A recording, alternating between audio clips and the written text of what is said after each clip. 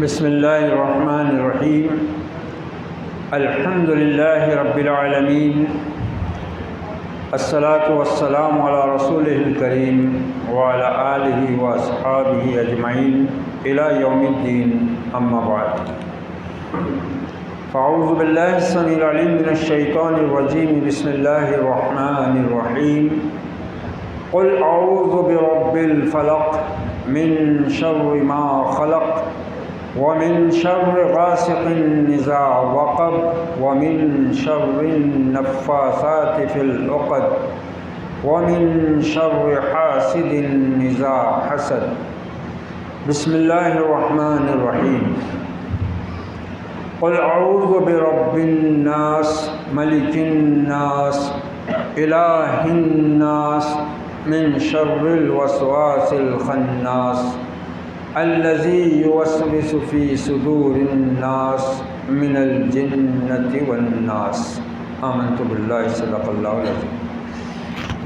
محترم خواتین و حضرات، تعلیم قرآن کے سلسلے میں ماہ مبارک میں جو سلسلہ ہمارا چل رہا ہے، اس میں 30ویں پارے سے پہلے تو ہم نے سورہ فاتحہ پر گفتگو سنی، جس سے قرآن مجید کا آغاز ہوتا ہے، اور اس کے بعد جو 30ویں پارے میں آخر کی صورتیں ہیں جو عام طور سے اکثر لوگوں کو یاد بھی ہوتی ہیں اور نمازوں میں اکثر دہرائی اور پڑھی جاتی ہیں۔ آپ نے اندازہ کیا ہوگا کہ ان چھوٹی چھوٹی صورتوں میں ہدایت کا، نصیحت کا اور دین کا کتنا بڑا پیغام چھپا ہوا ہے۔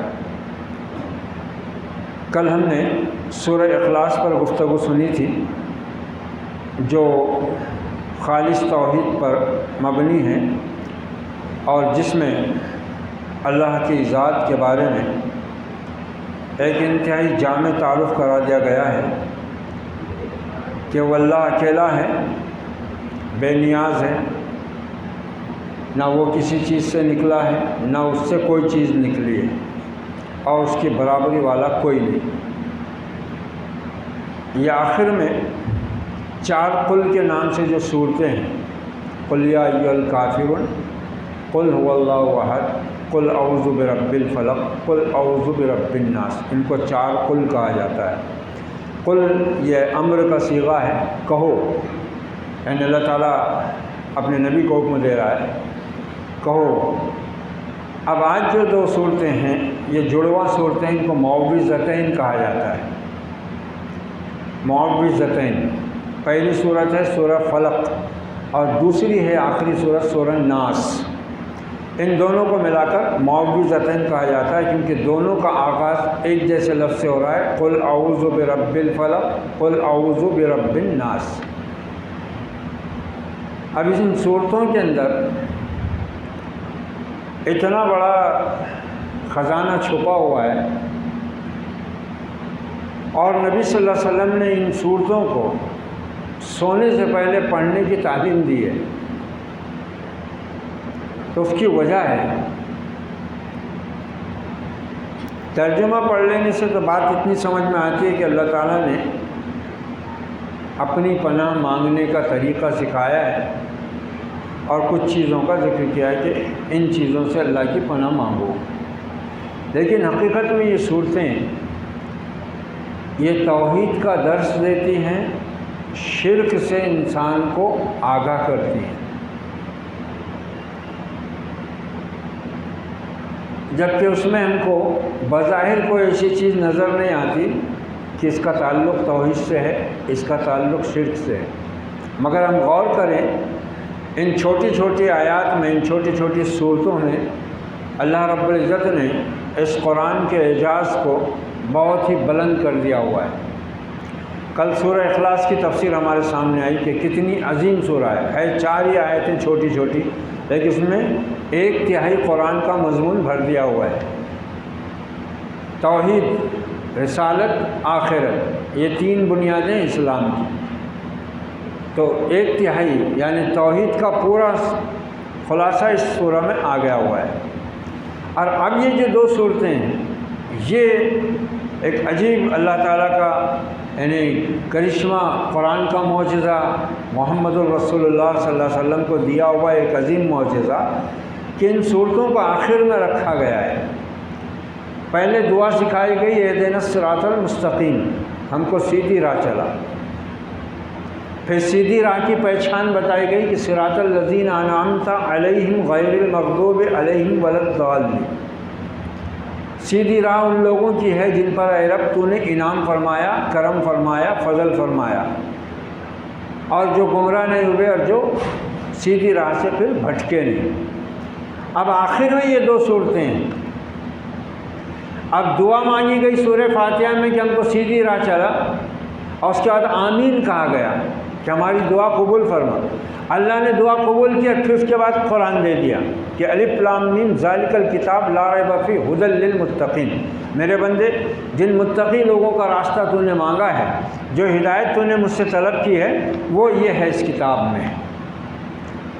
اب اس کتاب میں جتنا انسان آگے بڑھے گا، یہ کتاب اس کو زندگی کے تمام مراحل سے گزارتی ہوئی اللہ کی ہدایت اور رہنمائی میں لے کر آگے بڑھتی رہتی ہے۔ اب اس کے بعد جب آخر میں انسان اس کتاب کے پہنچتا ہے تو یہ کتاب اللہ کی فضل اور کرم سے بندے کو، مومن کو اس کی پناہ میں رکھ دیتی ہے، محفوظ کر دیتی ہے۔ جس طرح قرآن محفوظ ہو گیا، ایسی جب کوئی قرآن میں اپنے آپ کو مشغول کر لیتا ہے اور قرآن کو اپنا امام، اپنا ہادی، اپنا رہبر بنا لیتا ہے، تو پھر وہ ان آیات کے ذریعے اللہ کی حفاظت میں محفوظ ہو جاتا ہے۔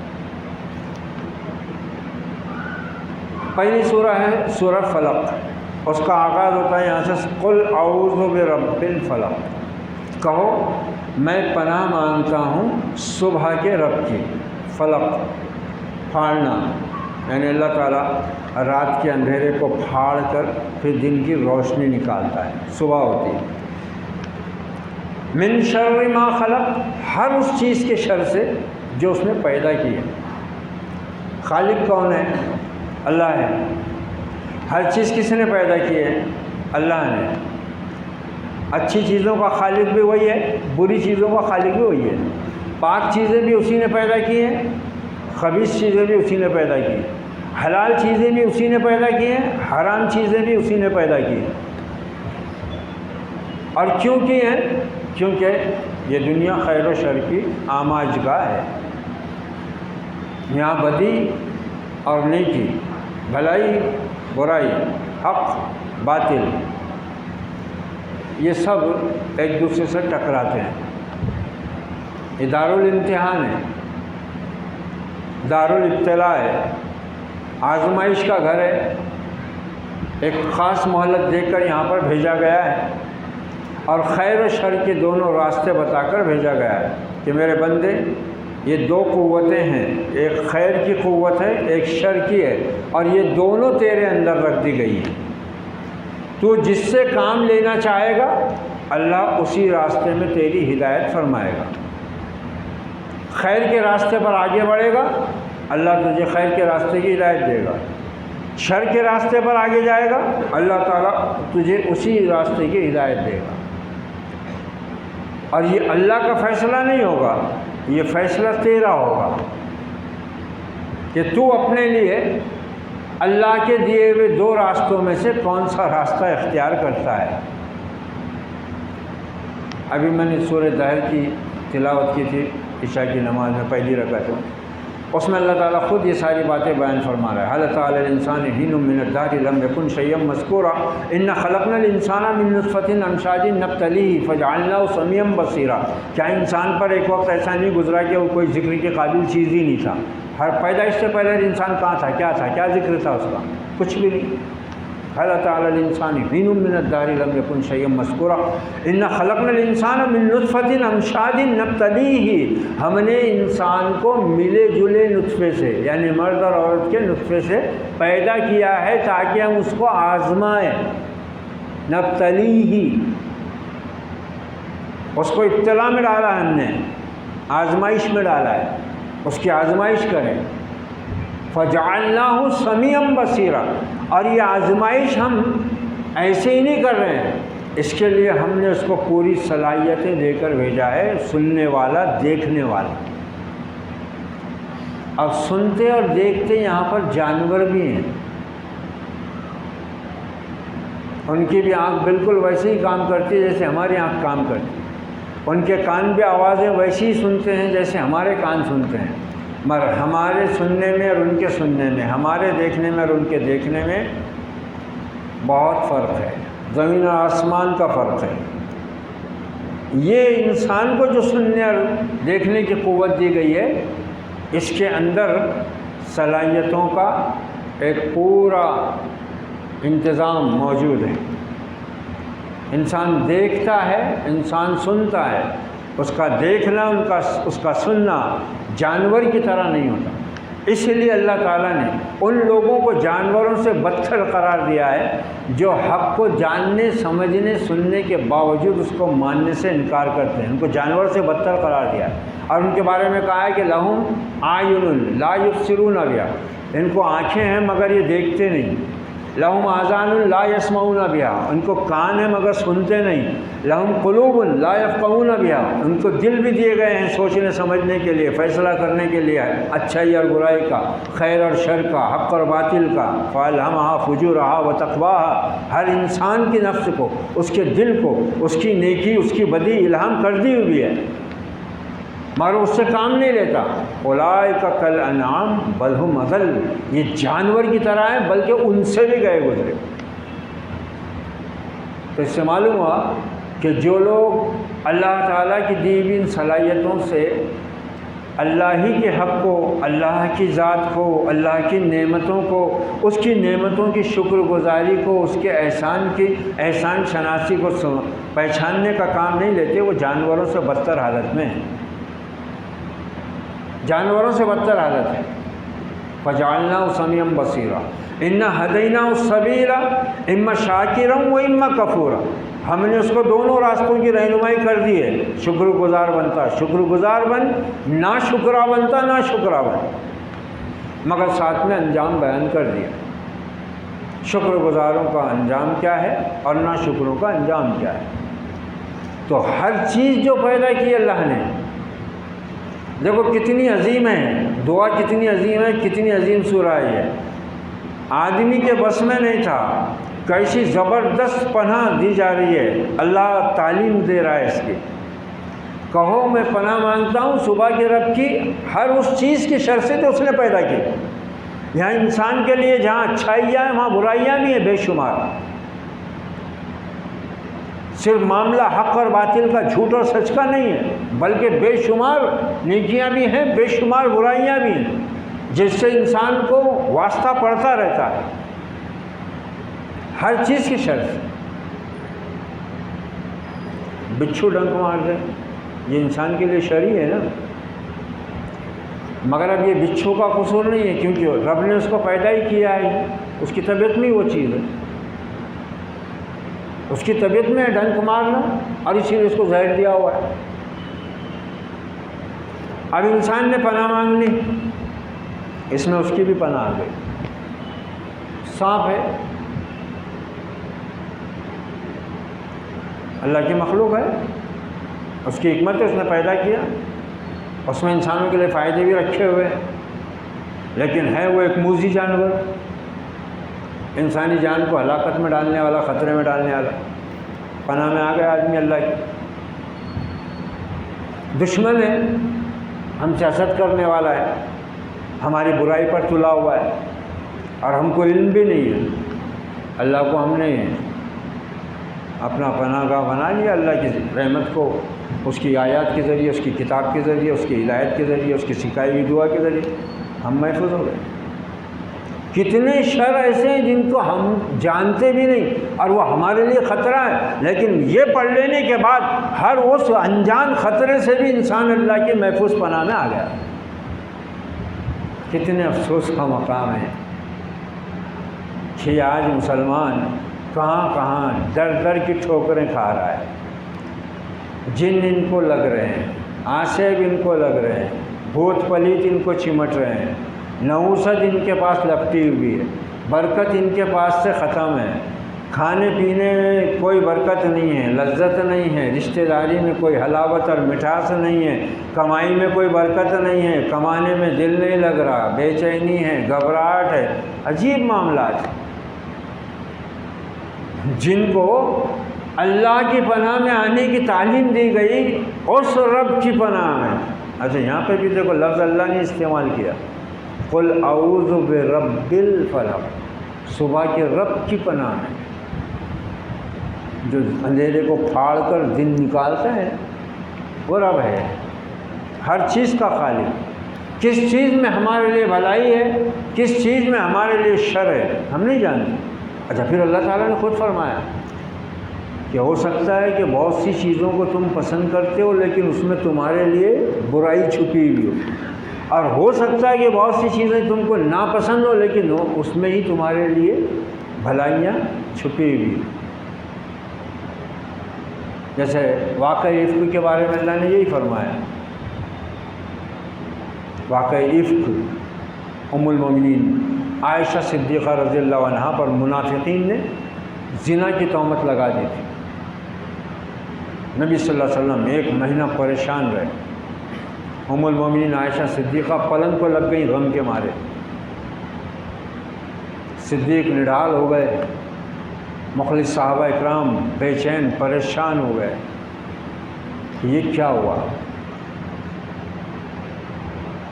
اس کے بعد اللہ نے ام المومنین کی برات کا اعلان فرما دیا کہ اے پیغمبر تیری بیوی بالکل پاک اور صاف ہے، اور جس منافق نے یہ بہتان گھڑا ہے اس کے لیے ہم نے بڑا عذاب تیار کر رکھا ہے۔ اور پھر صحابہ کو تسلی دیتے ہوئے کہا کہ مسلمانوں تم اس کو اپنے حق میں شر سمجھ رہے تھے مگر اللہ نے اس کو تمہارے لیے خیر بنا دیا۔ اور خود اللہ تعالیٰ کہہ رہا ہے کہ ہم شر اور خیر دونوں سے تمہاری آزمائش کرتے ہیں۔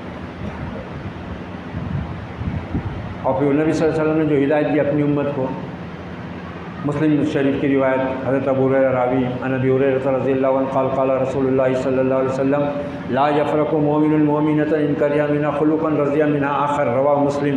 حضرت ابو ہریرہ رضی اللہ عنہ بیان فرماتے ہیں کہ اللہ کے نبی نے فرمایا کوئی مومن اپنی مومنہ بیوی سے نفرت نہ کرے، ہو سکتا ہے کہ اس کی کچھ عادتیں اس کو پسند نہ ہو تو کچھ دوسری عادتوں میں اللہ تعالیٰ نے اس کے لیے خیر اور بھلائی رکھی ہو، یہ وہی ہے۔ تو کتنی چیزیں ہیں جن کو ہم پہچان نہیں پاتے کہ اس میں ہمارے لیے خیر ہے یا شر ہے، کتنی شر ہم سے غائب ہیں، ہماری نگاہوں سے اوجھل ہیں، ہم ان کو دیکھ بھی نہیں سکتے، اور کتنی خیر بھی ہیں جن کو ہم دیکھ نہیں سکتے۔ اب اللہ سے جب ہم پناہ مانگ لیں اس رب سے جو ہر چیز کا رب ہے، وَمِن شَرِّ غَاسِقٍ إِذَا وَقَبَ، اور رات کی تاریکی کے شر سے جب وہ چھا جائے۔ کیونکہ ایک تو ہر چیز کے شر سے پناہ ہو، پھر رات کی تاریکی میں زیادہ شر ہوتے ہیں۔ رات کی تاریکی ہر برائی کے لیے انسانوں کو ایک پردہ فراہم کرتی ہے، چور اسی میں نکلتا ہے۔ عیش پرست لوگ اسی میں عیش پرستی کا شیطانی ناچ ناچتے ہیں، جادوگر جادو ٹونے والے اسی رات کے اندھیرے میں اپنی کارگزاری کرتے ہیں۔ یہ سب تاریکیاں ہیں، اندھیرے ہیں یہ سب انسان کے لیے۔ شرک اور توحید کیسا پیدا ہوتا دیکھو، یہی وہ چیزیں ہیں جن کے خطرے سے بچنے کے لیے انسان کو شیطان شرک کی طرف لے جاتا ہے۔ اسی لیے آگے کیا فرمایا، وَمِن شَرِّ النَّفَّاثَاتِ فِي الْعُقَدِ، اور گرہ میں پڑ کر پھونک مارنے والیوں اور جادوگروں کے شر سے۔ وہ اپنا منتر پڑھتے ہیں اور دھاگے میں پھونک کر گرہ لگاتے ہیں۔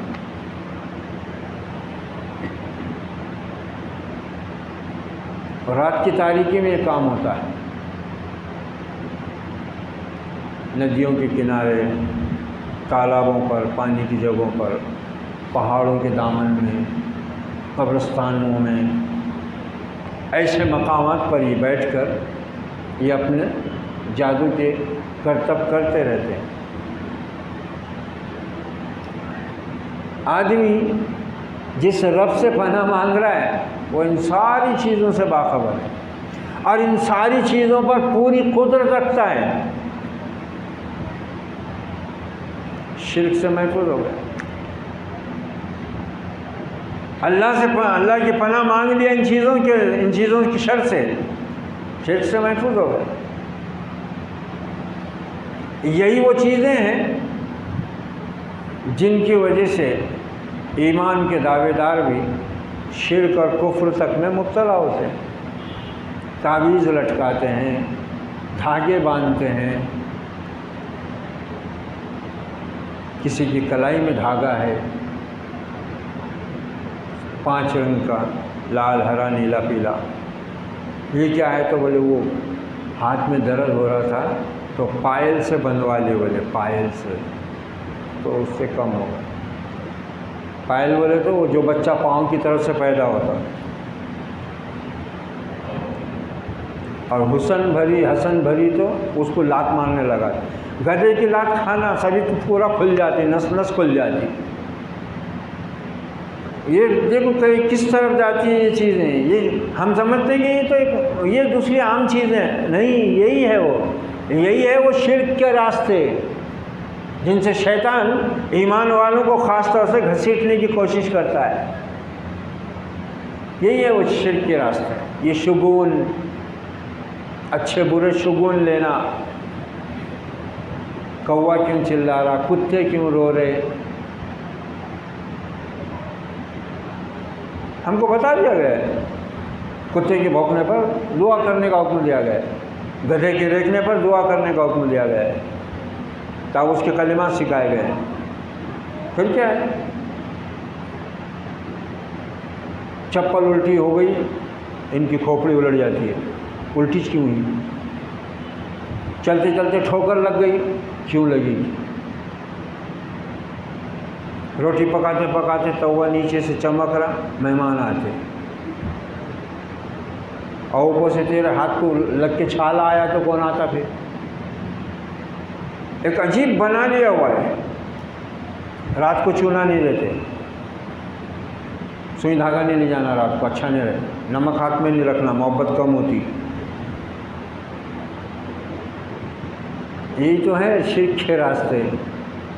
دکھنے میں ایسا لگ رہا ہے کہ یار یہ تو رات دن کی سوسائٹی کی معمولی چیزیں ہیں، نہیں، وہی ہے یہ صورتیں انہی تمام شر سے انسان کو، مومن کو اللہ کی پناہ میں دے رہی ہیں، جو انسان کے عقیدہ توحید کی حفاظت کر لیتے ہیں، یہیں سے حفاظت ہوتی ہے۔ اسی لیے اللہ کے نبی رات میں سونے سے پہلے ان چاروں کل کو پڑھ کر سونے کا اہتمام کرتے ہیں، اس کی آپ نے تعلیم دی ہے، اور فرمایا کہ اس سے تم اللہ کی پناہ میں آ جاؤ گے۔ رات کے اندھیرے میں پتہ نہیں کیا ہونے والا ہے، آدمی سویا پڑا ہوا ہے، نیند موت کی بہن کہی جاتی ہے، اللہ کی پناہ مانگ لیں گے، اللہ حفاظت فرمائے۔ وَمِن شَرِّ النَّفَّاثَاتِ فِي الْعُقَدِ، گرہ میں پڑھ کر پھونک مارنے والیوں اور والوں کے شر سے۔ یہاں مؤنث کا صیغہ استعمال ہوا ہے، گرہ میں پھونک مارنے والیاں، اور عام طور سے عورتیں ان تعویذ گنڈوں کے چکر میں زیادہ رہتی ہیں، اور اس کے پیچھے کیا کام رہتا ہے؟ یہی شر سے بچنے کا ہی رہتا ہے۔ ہمارے رشتہ دار بہت خراب ہے، وہ اس کی ساس تو جانتوں کے پاس جاتے رہتی، جانتوں کے پاس، زمانے بھر کے بدترین جاہل خود ہے، جانتوں کے پاس جاتی ہو۔ کون سے جانتے ہیں وہ؟ تو وہ ان سے ان کا ایمان وغیرہ سب سلب کر کے ان کو چند جنتر منتر کی تعویذ، دھاگے، ڈوریاں، جڑی بوٹی، گھاس تین کے، نیمبو، مرچی، ایسی کوئی چیزیں دیتے، یہاں لٹکا لو، وہاں باندھ دو، تکیے کے نیچے رکھ دو، بس ہوگا کام، شیطان نے کام کر دیا برابر، ایمان ہوگا ختم، ایمان ختم ہو گیا۔ اور یہ چیزوں سے ڈرتا آدمی. اللہ نے جو فطرت بنائی ہے انسان کی، انسان ہر نقصان پہنچانے والی چیز سے ڈرتا اور ہر فائدہ پہنچانے والی چیز کی حفظ کرتا. اور یہ دونوں کے لیے سارے کام ہوتے دنیا میں. کوئی عورت شوہر کو مٹھی میں کرنے کے لیے چکر مارتی ہے جانتوں کے پاس، عاملوں کے پاس. ایسا تعویذ دے دو اس کی زبان بند ہو جائے.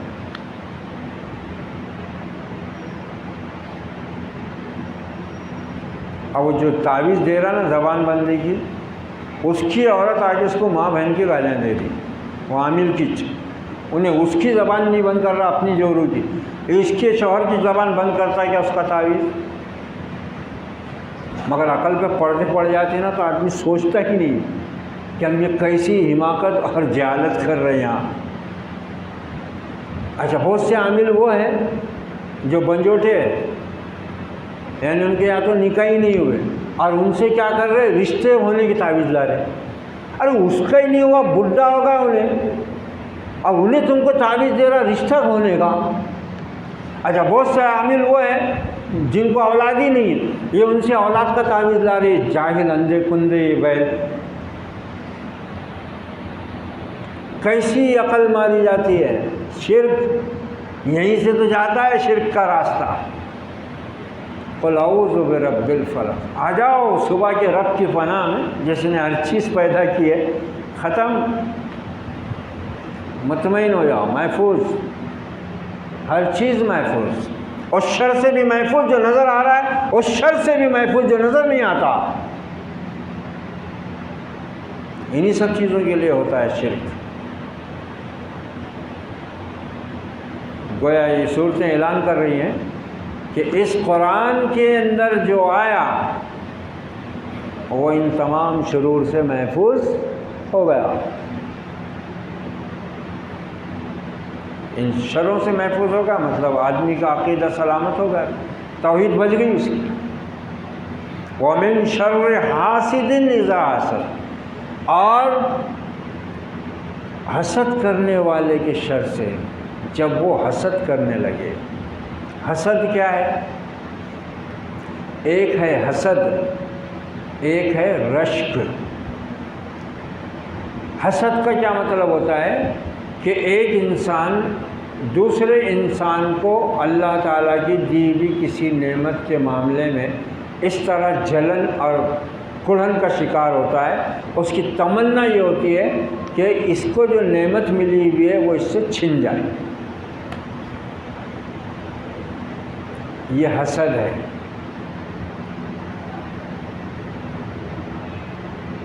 اور یہ بہت بدترین روگ ہے. یہ بیماری جس کو لگ جاتی سمجھ لو کہ اس کے مقابلے میں کینسر، ایڈس سے بھی بڑی کوئی بیماری ہوں گی دنیا میں، یا ہوئی ہوں گی یا ہونے والی ہوں گی، اس سے بھی خطرناک روگ ہے یہ حسد. ابو داؤد شریف کی روایت ہے، گو کہ محدثین اس میں کلام کرتے ہیں، ضعیف کہتے ہیں، لیکن اس کا مضمون، اس کا مفہوم صحیح ہے، جس میں آپ نے فرمایا ایاکم والحسد. تم پر ضروری ہے کہ تم حسد سے بچو. کیوں؟ ان الحسد یاکل الحسنات کما تاکل النار الحطب. یہ حسد جو ہے نا، یہ تمہاری نیکیوں کو ایسے کھا کر ختم کر دیتا ہے. یہ حسد کی جلن، یہ حسد کی آگ تمہاری نیکی کو ایسے جلا ڈالتی ہے، خاک بنا دیتی ہے، جیسے کہ آگ ایندھن کی لکڑیوں کو خاک کر دیتی ہے.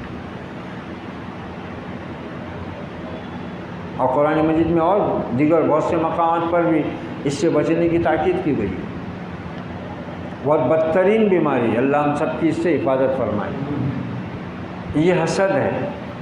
اور رشک کیا ہے کہ کسی بندے کو اللہ نے مال دیا ہے اور وہ نیکی کے راستوں میں خرچ کر رہا ہے، اور آدمی کی یہ تمنا اور خواہش ہو کہ کاش اللہ مجھ کو بھی مال دیتا اس طرح تو میں بھی نیکی کے کاموں میں خرچ کرتا. یہ رشک ہے. جیسا کہ حدیث میں آتا ہے کہ حسد دو انسانوں کے سوا کسی سے کرنا جائز نہیں. اور وہاں حسد کا لفظ جو ہے وہ رشک کے معنی نہیں ہے. ایک تو وہ خوش نصیب انسان جس کو اللہ نے اپنی کتاب اور اپنے دین کا علم دیا اور وہ رات دن اس کو پھیلانے میں لگا ہوا ہے، تو آدمی اس پر رشک کرے کہ کاش اللہ مجھ کو بھی اس کے جیسا علم دے تو میں بھی اسی طرح اللہ کے دین کو پھیلاؤں۔ اور ایک وہ خوش نصیب انسان جس کو اللہ نے مال و دولت سے نوازا اور وہ رات دن اللہ کی خوشنودی کے لیے اپنی آخرت کا ذخیرہ جمع کرنے کے لیے اپنے مال کو نیکی اور بھلائی کے راستوں میں خرچ کر رہا ہے، اور ایک آدمی اس کے بارے میں تمنا کر رہا ہے کہ کاش اللہ مجھ کو بھی مال دیتا تو میں بھی اس کی طرح نیکی کے راستوں پر اس کو خرچ کرتا۔ یہ رشک ہے۔ باقی پھر یہ ایسی چیزوں پر رشک کرنا، ارے کیا شاندار مکان بنا لیے تم نے، ارے کیا تمہاری 1 سے 4 گاڑیاں ہو گئے تمہارے پاس، ارے 5 پلاٹ کے تم نے 25 کر لیے بولتے، ارے تمہارے بیٹے باہر چلے گئے بولتے، پورے اچھی کمائی ہو رہی، 2 کمپلیکس کھڑے کر لیے بولتے تم نے۔ یہ سب کافروں، یہودیوں، منافقوں کے خواہشاں اور تمنائیں ہیں ان کی، اور یہ مومن کو یہ زیب نہیں دیتی۔ یہ قارون اور حامان کے بندوں کی ہے۔ قارون اور حامان کے جو بندے ہیں نا، درہم اور دینار کے بندے، ان کی تمنائیں ہیں یہ۔ ایک مومن ان چیزوں کے بارے میں کبھی رشک نہیں کرتا، کبھی خواہش نہیں کرتا کہ میں بھی ایسا بن جاؤں، میں بھی ویسا ہو جاؤں۔ مگر آج تو اس امت کی حالت اتنی ابتر ہے کہ یہ سب چیزیں تو ہے ہی ہیں، اوپر سے چھکے مارنے والے چھکوں اور ناچنے والے ہیروؤں کی تقلید میں کیسے ہو رہے ہیں دیکھ لو، اور اس میں کامیابی سمجھ رہے ہیں، اس کو کامیابی سمجھ رہے ہیں، اس کو ہوشیاری سمجھ رہے ہیں، اس کو خوشحالی سمجھ رہے ہیں، اس کو روشن خیالی سمجھ رہے ہیں، اس کو تہذیب سمجھ رہے ہیں، اس کو ایسا کرنے سمجھ رہے ہیں کہ ہم دنیا میں عزت والے بن جائیں گے، اور دیکھ نہیں رہے کہ وَلِلَّهِ الْعِزَّةُ وَلِرَسُولِهِ وَلِلْمُؤْمِنِينَ وَلَكِنَّ الْمُنَافِقِينَ لَا يَعْلَمُونَ۔ عزت تو ساری کی ساری یا اللہ کے لیے ہے، یا رسول کے لیے، یا ایمان والوں کے لیے، مگر منافق جانتے ہی نہیں نا۔ عزت کہاں ڈھونڈ رہے ہیں؟ کوئی کپڑوں میں عزت ڈھونڈ رہا ہے، کوئی مکانوں میں عزت ڈھونڈ رہا ہے، کوئی لباس میں، کوئی زیور میں، کوئی روپے پیسے میں، کوئی سونے چاندی میں، کوئی نوکری میں، کوئی اچھی بھاری تنخواہ کے جاب میں، سب اسی میں عزت دیکھ رہے ہیں، اسی میں کامیابی ڈھونڈ رہے ہیں، جبکہ یہ سب چیزیں پلید ہیں، ملعون ہیں۔ الدنیا ملعون وما فیہا ملعون، دنیا بھی ملعون ہے، اس میں جو کچھ ہے وہ بھی ملعون ہے، الا ذکر اللہ، سوائے اللہ کی یاد۔ اس دنیا میں تو جو اللہ تعالیٰ نے اسباب اور چیزیں پیدا کی ہیں ان میں سے اچھی چیزوں کو استعمال کرنے کا حکم دیا ہے، پاک اور حلال چیزوں کو کھانے پینے کا حکم دیا ہے، گندی، ناپاک اور حرام اور نجس چیزوں سے بچنے کا حکم دیا ہے۔ بس ضرورت بھر استعمال کرو اور آخرت کی فکر کرو۔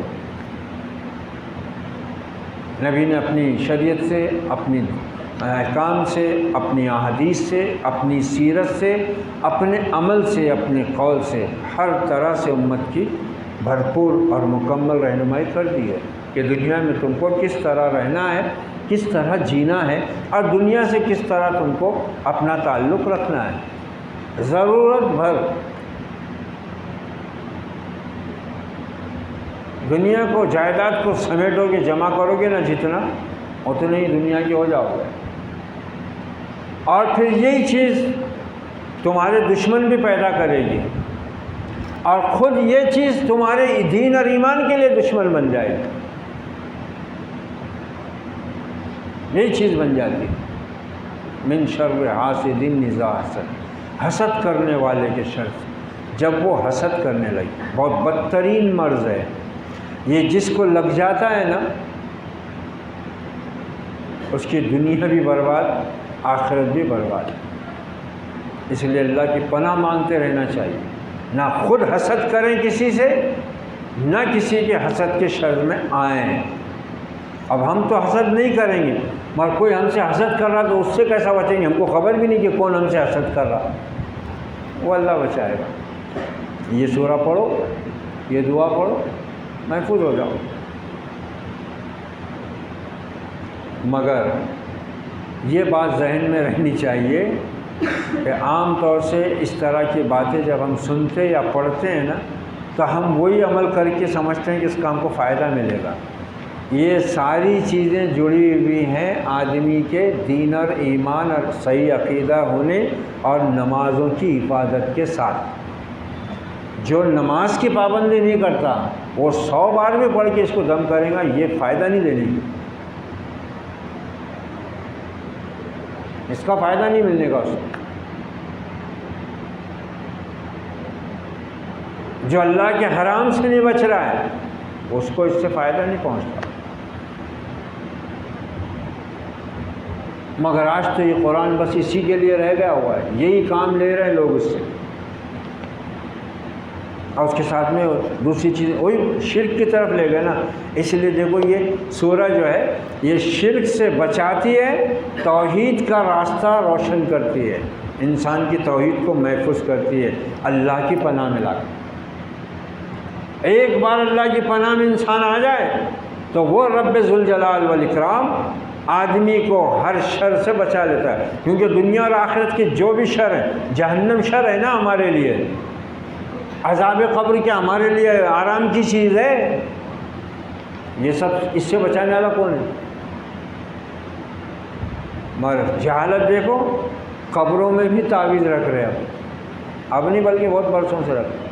اچھا اندر تو رکھ رہے اوپر بھی بناتا ہے، کہتا وہاں مفتی بے علم مفتی رہتا وہ دفن وفن کرے جنازوں میں، عیدگاہ میں، یہ بہت بڑے بڑے مفتی آتے ہوں، ٹھہرو ٹھہرو ابھی آ رہے لوگ، ٹھہرو آئے ادھر سے لو ادھر سے لو، ارے نہیں ویسا نہیں ایسا کرو، آتا جاتا کچھ بھی نہیں۔ نماز جنازہ پڑھے نا اس کو کبھی بازو میں جا کے پوچھے، ارے نماز جنازہ کی دعا کیا؟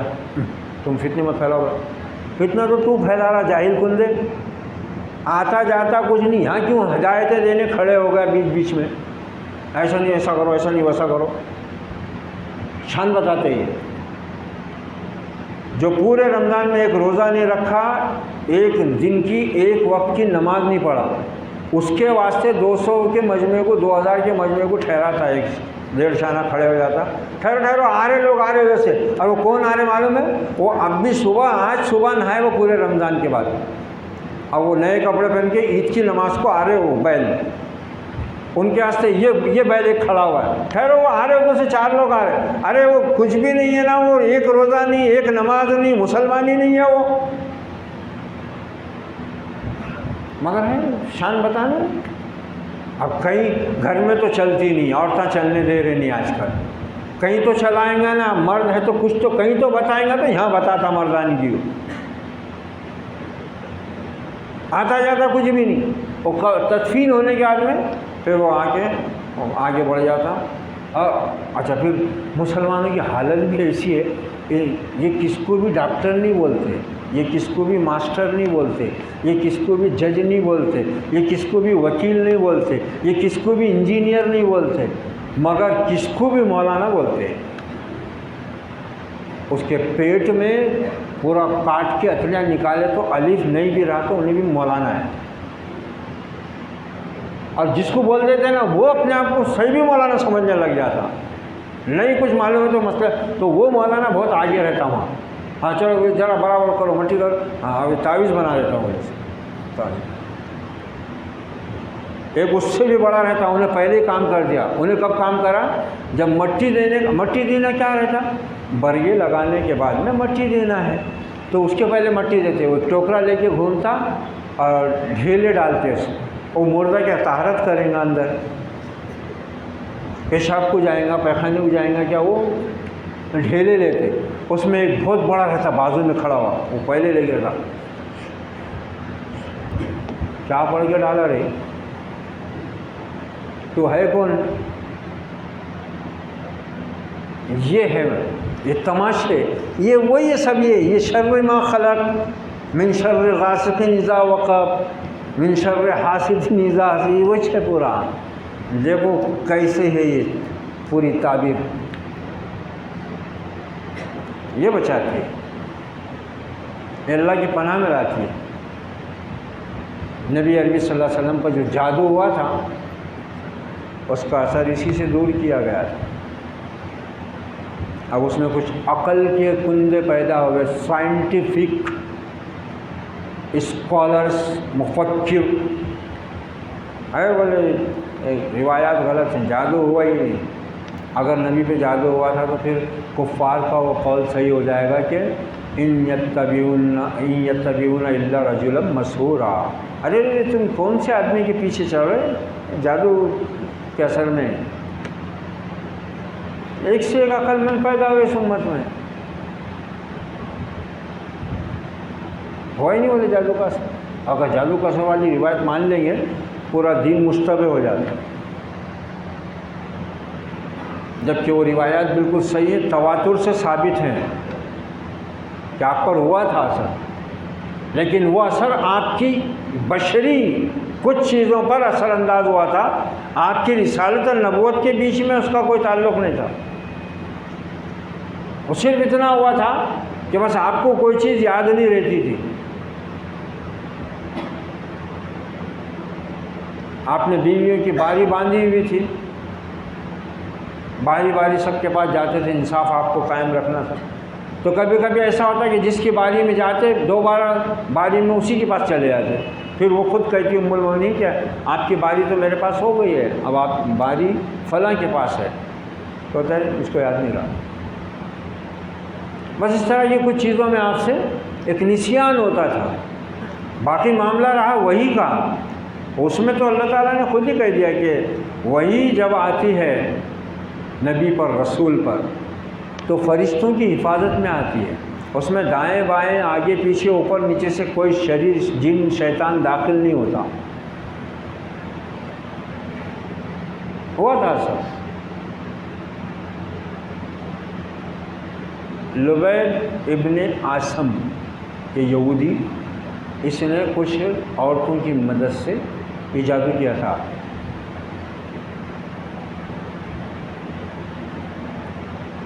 آپ کے پاس میں ایک یہودی لڑکا خدمت کیا کرتا تھا، اس کے ذریعے سے آپ کے بال منگوائے انہوں نے۔ 3 چیزیں لگتی ہیں ان کو جادو کرنے کے لیے: بال، جسم کو لگا ہوا کپڑا، پہنا ہوا کپڑا، اور پیر کے نیچے کی مٹی۔ یہ 3 چیزیں ان کو مل گئی تو پھر وہ اپنا کام شروع کر دیں۔ تو یہ لبید ابن عاصم نے بھی وہی کیا تھا، آپ کا بال منگوایا، اس میں 11 گرے لگایا پھونک کے، منتر پڑھ کے، پھر موم کا پتلا بنایا، اور موم کے پتلے پہ بال کو ایسا لپیٹ کے ہر گرہ کے اندر ایک سوئی چبایا، 11 سوئیاں چبایا، اور اس کو کھجور کے پتوں میں لپیٹ کے ایک کنویں کے اندر لے جا کے رکھ دیا۔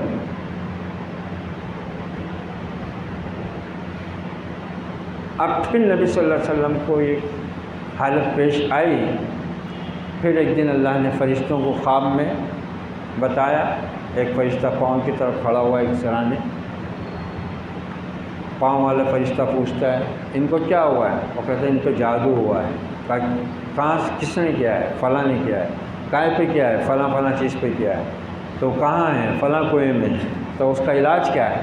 کہا کہ یہ 11 آیتیں ہیں معوذتین کی، 5 سورہ فلق کی، 6 سورہ ناس کی، یہ 11 آیتیں ہیں، وہ پتلا نکالو، ایک ایک آیت پڑھتے جاؤ، ایک ایک سوئی نکالتے جاؤ، ایک ایک گرہ، ایک ایک گانٹھ کھولتے جاؤ۔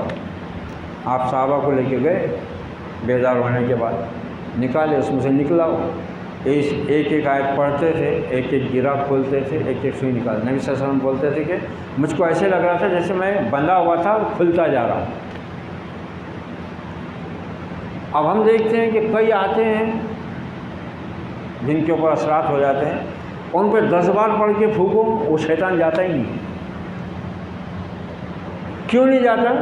کیونکہ جس پہ ہوا ہے اس کو خود کو اس کا ایمان ہی صحیح نہیں، نہ نمازی ہے، نہ قرآن پڑھنا جانتا ہے، کہاں سے اثر ہوگا؟ پہلے تو انسان خود ہی پڑھے روزانہ، اس کو لگتا ہی نہیں اللہ کے فضل سے، اور اگر لگ جائے، ایسا نہیں کہ نہیں یہ پڑھیں گے تو نہیں ہوگا، نبی سے زیادہ کون رہتا بھائی؟ قرآن جس پہ نازل ہوا اس پہ اثر ہوگا تو ہم کدھر؟ ہو سکتا ہے ہم پہ بھی اثر، ہو سکتا ہے، لیکن اگر ان آیات اور اللہ کی سکھائی بھی ان معوذتین سے انسان اللہ کی حفاظت میں آ جائے تو بہرحال اس کا خطرہ بہت حد تک ٹل جاتا ہے اور اللہ بندے کی حفاظت کر لیتا ہے۔ یہ سورہ فلق کی 5 آیتیں۔ کہو میں پناہ مانگتا ہوں صبح کے رب کی ہر چیز کے شر سے جو اس نے پیدا کی، ومن شر غاسق اذا وقب، اور تاریکی کی شر سے جب کہ وہ چھا جائے۔ تاریکی سے مراد ہر چیز کی، اب آدمی کے اوپر اگر مصیبتیں پریشانیاں آ رہی ہیں تو یہ اس کے لیے اندھیرا ہی ہے نا، تاریکی ہی ہے نا۔ جیسے کوئی بہت خوشحال لوگ جب ایک دم نچلی سطح پہ آ جاتے ہیں، انتہائی برے حال میں آ جاتے ہیں، تو کہتے ہیں بھائی ان کا تو سورج ہی ڈوب گیا۔ سورج ڈوبنے کا مطلب کیا ہوتا ہے؟ اندھیرا ہونا۔ تو تاریکی سے مراد صرف یہ اندھیرا ہی نہیں ہے رات کا، ہر وہ چیز انسان کے لیے تاریکی ہے جس میں انسان کے لیے نقصان اور پریشانی اور ابتلا اور آزمائش، ان ساری تاریکیوں سے اللہ کی پناہ میں آ جائے آدمی۔ ومن شر النفاثات فی العقد، اور گراں میں پڑھ پڑھ کر پھونکنے والوں اور والیوں کے شر سے، اور حسد کرنے والوں کے شر سے جب وہ حسد کرنے لگے۔ حسد کرنے لگے مطلب کیا ہے کہ حسد تو ویسے ہر آدمی کو تھوڑا بہت کسی نہ کسی سے رہتا ہی ہے، لیکن اتنا زیادہ نہیں رہتا۔